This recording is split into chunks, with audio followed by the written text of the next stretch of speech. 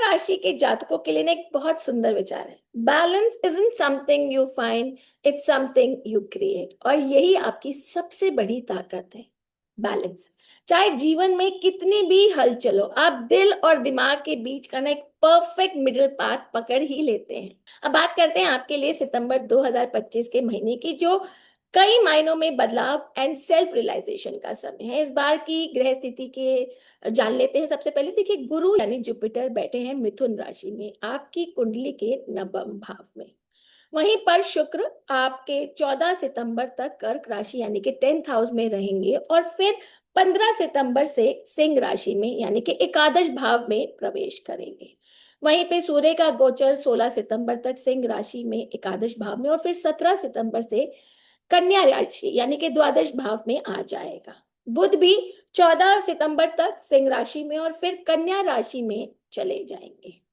और मंगल ग्रह की स्थिति की बात करें, देखिए 13 सितंबर तक कन्या राशि यानी कि 12th हाउस में और फिर आप ही की तुला राशि में यानी कि आपके लगन में प्रवेश करेंगे। राहु बैठे हैं कुंभ राशि यानी कि आपके पंचम भाव में और वहीं केतु सिंह राशि यानी कि एकादश भाव में। और शनि, जैसा हम सभी जानते हैं, शनि वक्री अवस्था में मीन राशि में यानी कि आप ही की कुंडली के षष्ठ भाव में स्थित है।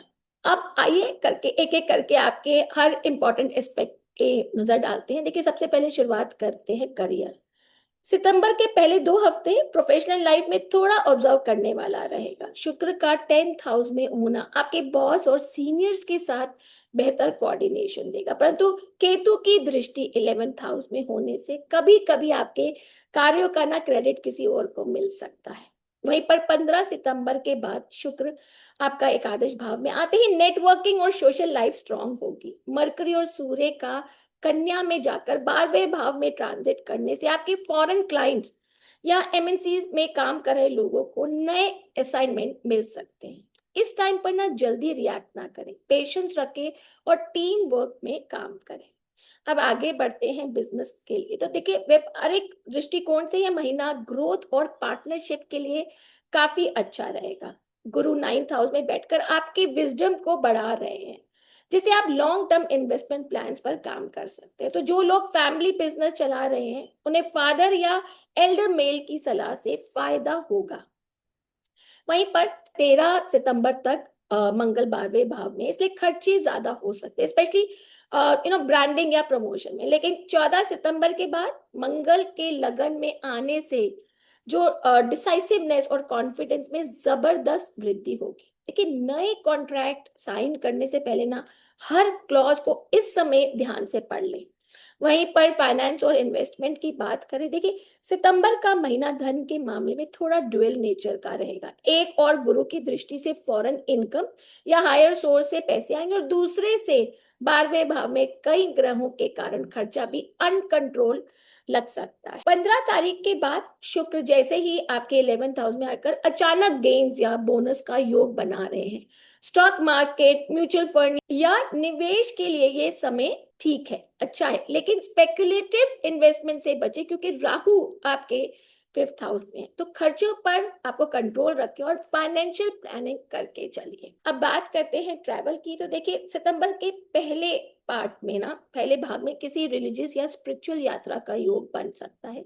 विशेष रूप से यदि आप विदेश जाने की योजना बना रहे हैं तो गुरु नवम भाव में और शनि 6th हाउस में वक्री अवस्था में, इससे प्रोफेशनल ट्रैवल की संभावना स्ट्रांग है, लेकिन पेपर वर्क में डिले हो सकता है। वहीं पर 14 सितंबर के बाद मंगल के लगन में आते ही इंपल्सिव ट्रैवलिंग हो सकती है। अचानक किसी मीटिंग या फैमिली कारण से आप बाहर जाना पड़ सकता है। देखिए, इस टाइम पर ट्रैवल इंश्योरेंस जरूर लें और जरूरी जो पेपर वर्क है ना उसको संभाल कर रखें। और अब बात करते हैं हेल्थ की। तो देखिए, 12th हाउस में कई ग्रहों की उपस्थिति आपको थोड़ा फटीग और नींद की समस्या दे सकती है। सूर्य, बुध, शुक्र और मंगल ये सभी मेंटल एग्जॉशन का कारण बन सकते हैं, खासकर अगर आप ऑलरेडी स्ट्रेस में हैं। शनि वक्री है 6ठे भाव में, जिसे क्रॉनिक इलनेस वाले जातकों को ना रूटीन चेकअप करवाना चाहिए। वहीं पर 14 सितंबर के बाद मंगल लगन में आएंगे, जिसे एनर्जी लेवल में सुधार होगा, लेकिन एग्रेशन भी बढ़ सकता है। तो ऐसे में ना रोज योग और प्राणायाम करें, खासकर मॉर्निंग में। अब बात करते हैं स्टूडेंट्स की। देखिए पढ़ाई में डिस्ट्रैक्शन बहुत ज्यादा होगी, खासकर 14 तारीख तक जब राहु आपके पंचम भाव में आपकी कंसंट्रेशन पावर को ना हिला सकते हैं। मरकरी जब कन्या में आएंगे तब से आपके ध्यान में सुधार होगा और प्रैक्टिकल सब्जेक्ट में तेजी से प्रोग्रेस होगी। वहीं पर कॉम्पिटिटिव एग्जाम्स की तैयारी कर रहे छात्रों को गुरु का सपोर्ट मिलेगा, लेकिन डिसिप्लिन भी जरूरी है। देखिए इस टाइम पर एक फिक्स रूटीन फॉलो करें और अननेसेसरी जो फोन यूजेज है ना उससे बचे।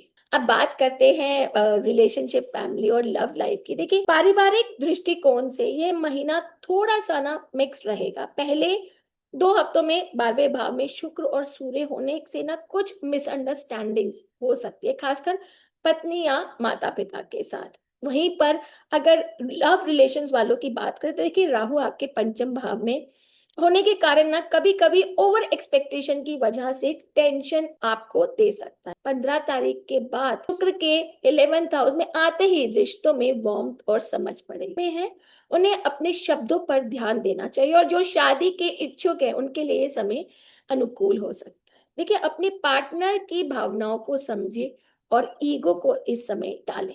अब बात करते हैं रेमेडियल पार्ट की। देखिए हर बुधवार को ना तुलसी में जल चढ़ाएं और ओम नमो भगवते वासुदेवाय का 108 बार जाप करें। राहु केतु शांति के लिए शनिवार को नारियल नदी में प्रवाहित करें और सूर्योदय के समय ओम सूर्याय नमः का मंत्र बोलते हुए जल अर्पित करें। इस महीने का जो लकी नंबर और लकी कलर है, देखिए लकी कलर आप लोगों का है रॉयल ब्लू या पीकॉक ग्रीन, जो आप लोगों का ध्यान और समझदारी को बढ़ाएगा। और इस महीने का लकी नंबर है 6 और 9।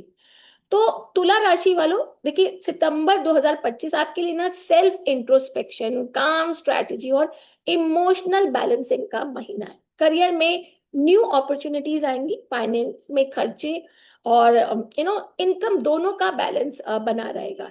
हेल्थ को लेकर थोड़े से अलर्ट रहिए और रिश्तों में प्रेम बनाइए और जो भी निर्णय ले लेकिन पेशेंस के साथ ले, क्योंकि यही महीना आपको सितंबर से दिसंबर के बड़े फेजेस के लिए तैयार कर रहा है। तो ये था आप लोगों का राशिफल। मिलती हूँ अगले वीडियो में।